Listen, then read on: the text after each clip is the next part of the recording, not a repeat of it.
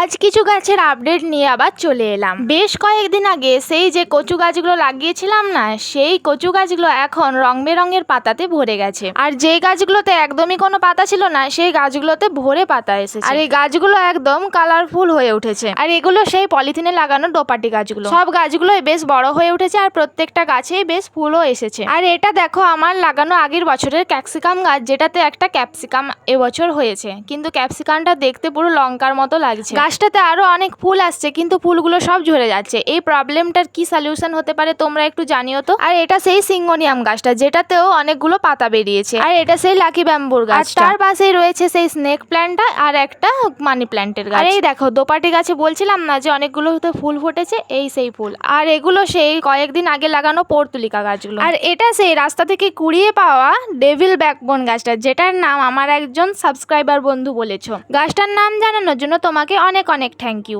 আর কিছুদিন আগে যে গ্ল্যাডিওলাসের দুটো বাল্ব বসিয়েছিলাম, তার একটাতে সুন্দরভাবে পাতা বেরিয়েছে। আর আগের ভিডিওতে নাদিরা নামে একজন বন্ধু কমেন্ট করেছো যে দিদি প্লিজ আমার নামটা নিও। Thank you Nadira.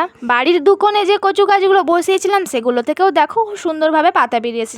আর এগুলো সেই কিছুদিন আগে লাগানো গাঁদা গাছগুলো, যেগুলো আমি আগের দিনই পিঞ্চিং করেছি। তো বন্ধুরা, তোমরা এত আমাকে সাপোর্ট করছো, আমার খুবই ভালো লাগছে। তোমাদের সবাইকে অনেক অনেক থ্যাংক ইউ। এভাবেই তোমরা আমার পাশে থেকো। আর স্থলপদ্মের গাছটাতে একটা নয় দুটো নয় চারটে ফুল ফুটেছে, আর প্রত্যেকটা ফুলের সাইজও হয়েছে অনেক বড়। তো যাই হোক, ভিডিওটা কেমন লাগলো কমেন্ট করে জানাবে, আর ভালো লাগলে লাইক করে চ্যানেলটা সাবস্ক্রাইব করে দেবে। তো আজকের মতো বাই, দেখা হবে নেক্সট ভিডিওতে।